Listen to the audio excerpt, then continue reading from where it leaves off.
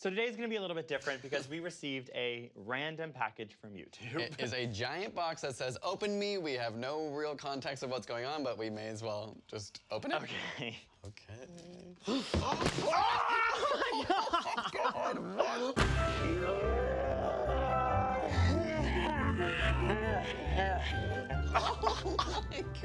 You've been selected to take part in YouTube's Great Gift Exchange. Okay, the Great Gift Express. Round trip from here to there. This is so cool. Oh my gosh. This is exciting. This is an exciting day for What's us. happening? And it has a little like URL that we, I think, need to go to, a website. Do you want to just hit play? That I can do. Hey y'all, I'm Alton Delaney, the world's most famous gift wrap artist and YouTube's representative, Giflomat, presenter. What? What's that? You have been selected to be a part of YouTube's Great Gift Exchange, where you and 11 other creators will participate in a chain of charitable gift giving. You will each be assigned a creator, and as a gift, each of you will make a donation to a charity that is important to your recipient. Whoa. And then you will be whisked away to my magical wrap shop. I bet it's in the North Pole. Magic. Where I'll teach you how to gift wrap the creator's donation in a thoughtful way. Oh, fun. And now, without further ado, I took years of modern dance. This guy's hilarious. Yeah, he's amazing. Who is he? Let's find out who your lucky gift-cipient is. What? Oh, come on. Who is it? Wow.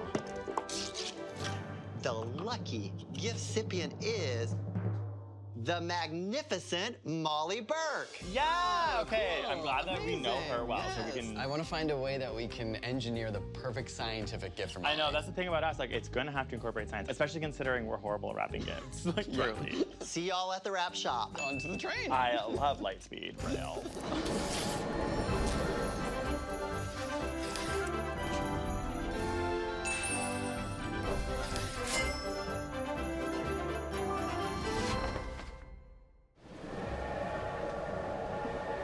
A miniature train left Toronto, traveling 50 miles per hour I love trains. This is bumpy. through a whimsical winter landscape, which was actually just flour. It carried with it ASAP Science and their gifts for Molly Burke. They arrived at Alton's wrap shop to add their science to his work. It's freezing out there. Quite the storm. Whoops, slammed your door, sorry. That's all right. Welcome to the wrap shop.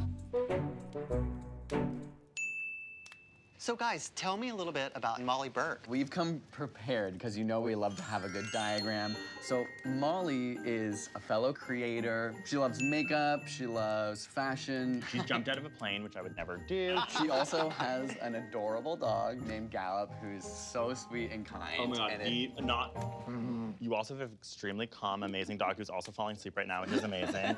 and he's her guide dog because she's blind. Oh, okay. And the art of gift wrapping is much more than the visual. It's the touch, it's the weight, it's the shape, and even depending on what you embellish it with, it could be the scent of the gift. Yeah, people who are blind have other heightened senses, so I think we want to figure out how we can incorporate that into the gift. That's completely true. In fact, a 2017 study found when looking at blind people compared to those who weren't, they used parts of their brains more significantly related to hearing, scent, and touch. Within the blind subjects, the study found that the plasticity of the brain leads to the brain developing new connections as it adapts and grows. Significant changes were not only observed in the occipital cortex, but also areas implicated in memory, language processing, and sensory motor functions. In other words, when it comes to senses other than sight, Molly kinda has superpowers. And if Molly can learn all that, you can learn to gift wrap.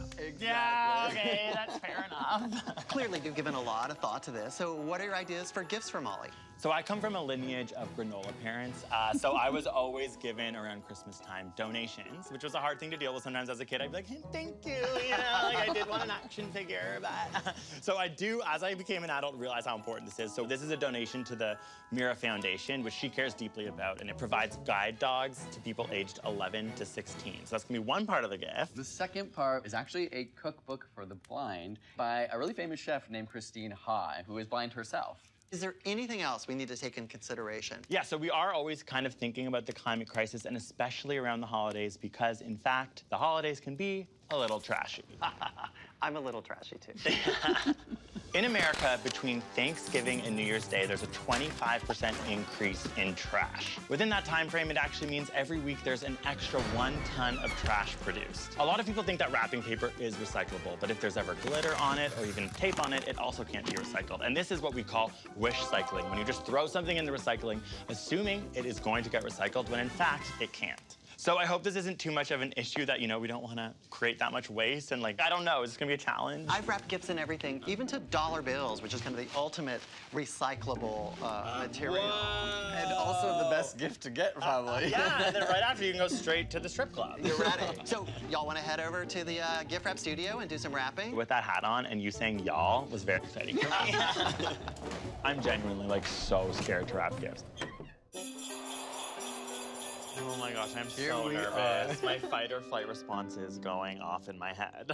And just so you know, there's actually toys in these boxes, and these gifts will go to children in need, so I'm counting on you to do a good job. Yeah, I kind of feel like I'm at a test that I literally haven't prepared for at all, so thank you for bringing me back to my university years of stress. Let's do a little gift wrapping here.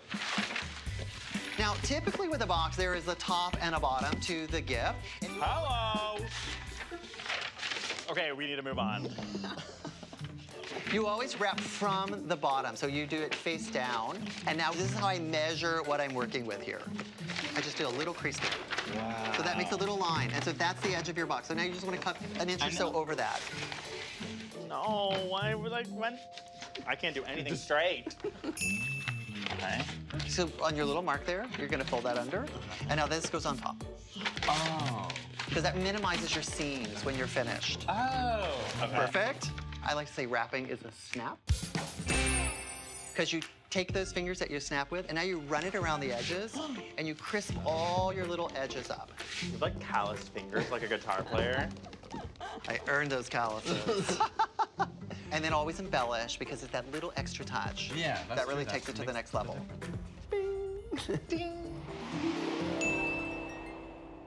Now, we're gonna do that great Christine Ha Braille cookbook. Cool. I have for you these cute little aprons. This is what we're gonna actually wrap the cookbook in. Oh, that's so Oh clever. my gosh, that's so cool. The name for this, it's a Japanese word, and it's called furoshiki. It's the Japanese art of cloth wrapping, and it dates back to 710 AD. The name actually translates to bath spread. And it was derived from the practice of bundling one's clothes at public baths to avoid wardrobe mix-up with other patrons. Eventually, the furoshiki usage extended to serve as a means for merchants to transport goods to protect and decorate gifts. Today, in modern-day Japan, furoshiki are commonly used to wrap lunchboxes, doubling as the table mats for your lunch. But everywhere, furoshiki is growing in popularity as the ultimate reusable bag. That's so cool. And I like to call this putting the present in presentation, because then the actual wrap becomes a secondary gift. Oh, that's Wow, really nice. I love that. So let's start by spreading it out and kind of getting the biggest area that you could possibly work with. Line up your apron strings, because when we're done, we're gonna use this as kind of our built-on ribbon. And I'm Santa! I genetically look like I could be his son because I'm always red in the face. All right, Kris Kringle, let's move on with this. Bring down this kind of top flap. I tuck the fabric down the side, and then I crisscross over. Does the apron part need to be folded? Okay, this is how you do it, okay? You pull it down, and then you do that. It's clear to me which one of you folds the laundry at home. Yeah, exactly. I mean, that's not true. I do just throw things. And now I'm folding my little ruffle part over, and this creates this little crisscross pattern, or a kimono almost is what it looks like. You're doing great. This guy, on the other hand, Not so. he's working hard. He just under his breath went, this is so hard. And now the bib of the apron, I'm folding over to get just a nice edge. Wow. So the dealio is you have Yeah. to basically create a square out of a non-square shape. Hate to say it, babe, but that's kind of math. Math, see? And now I've wrapped my apron strings underneath, so you're binding all this together. And then I'm gonna just tie a simple bow like you're tying your shoe. And if that wasn't enough, what we've created here is this great pocket that then you could slide in like a cooking utensil. Oh, wow. Some fresh rosemary for you. It smells so good. And this introduces the element of scent to the gift. I mean, in particular, this whole thing is very tactile. You can feel the different textures, and now we have a literal scent coming off it. It's a perfect gift, I think, for Molly. But there is actually a lot of science behind smell as well. After a smell enters the nose, it travels through the cranial nerve to the olfactory bulb, which processes smells. The olfactory bulb is part of the limbic system, and this actually hosts something in your brain called the amygdala. Now, your amygdala, you might have heard it before because it is linked to emotional response. And so this close relationship between the olfactory system and the amygdala is one of the reasons odors lead to nostalgia. And so you can bring emotional memory into someone through smell.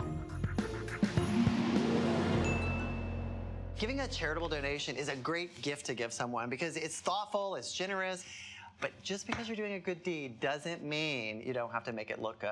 I know, I was like, this So is we going don't get away on somewhere. this? No, it's not. You are really going to enjoy this because it involves some engineering. Okay. We thought we would create a little dog house. All right, that's really cute. The first part is actually creating the dog. I've got some instructions like, for you okay. of how to do it. Okay, let's go.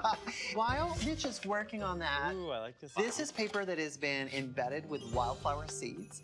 And so when you're done with this, you plant it and it grows. That is so cool. Okay, wow. Now I've heard everything. So we're gonna do a technique that's called pleating. You're going to fold about 1 inch, Okay. and then I use that as my guide, and I continue to fold it. Then you wanna unfold, and you turn it over so your little ridges are now up. You're gonna grab a ridge and pinch it and pull it about halfway so you create this layered effect. You're gonna produce 4 of these panels, and that's gonna be all 4 sides of the doghouse. Okay. So pleating is actually a technique I use on a lot of different gift wraps. Oh, wow. So I call this a tuxedo pleat because it kind of looks like a tuxedo shirt right on the Holding that up right now, it looks like, bam, part of your outfit. Hey, that's my outfit for today. So I see. So if you don't want to make a full house, you could just put it on to some Right, you can sort do of all kinds of things with this technique. So I have here some spools of rickrack. Now this is You called it riff raff? rickrack. Oh, rick rack. Okay, I was like Your the rapper? riff-raff. okay. This yeah. is rickrack. There's a difference. Dragon. I'm layering the white on top of the red. Feel this, it's creating actually the texture of shingles. I love this because there is so much interesting science behind how blind people touch and feel. In fact, a lot of studies have shown that while blind people and sighted people can feel different taps on their fingers in the same way, when it comes to different kinds of feelings, so taps versus vibrations, blind people have a lot more sensitivity on their fingers, which makes sense. They're using more activated parts of their brain dedicated to feeling things. And so ultimately, this is a really exciting gift to give to somebody who could really feel it, probably more than we even can. Oh, I finished the dog. Oh my Perfect, god! thank Arf, you. arf! It kind of looks like Gallup. This is incredible. Perfect. And we have our finished dog house here. Hey, So look see, at we that. created these wooden panel sides, and then we created this shingle roof, and then we open it up. And this is one of the few times when it's a good thing to be in the doghouse. True. Our Oh little my dog gosh. goes in, and then you can add your charitable. Yes, so we had a contribution. card made in Braille, so we'll stick that in there. Oh my gosh, it keeps on going. I And then we're love gonna it. add this cute little dog collar to hold it all together. So it's not just a contribution, it's actually a gift that they get to keep. Yeah, we Wow. get to share it together. That's so nice. I'm so excited for Molly to experience this gift in a way that I've even never had a chance to experience something so sort of tactile and different. And thank you so much for teaching us and bringing science into this. It's really interesting and fascinating for us to have learned. So thank you guys for watching. Make sure you subscribe, and we'll see you next time. That's a wrap. The presents wrapped and folded. They tumbled down the slide. Off to Molly Burke's apartment, where she'll find out what's inside. This part of YouTube's gift exchange has ended over here. But if you'd like more holiday, lend Molly Burke your ear. Peppermint Patty, your Christmas elf at your service. Ooh, it's a dog collar. Is this supposed to be Gallup? Oh, look at you, my Christmas tree. In the spirit of giving, we want to bring your attention to the donate button, where you can donate to Rainbow Railroad, which is a cause near and dear to our hearts. They help to bring people from across the world who are queer to Canada away from persecution in order to have safety in our country as newcomers. So when we got back home, we found this little card left in our bags from Alton. All this holiday cheer does not need to end here. Choose one more creator for the giving train, and let's start a whole new chain. Okay, we'll have to think about who that will be. But in the meantime, Happy holidays. We love you.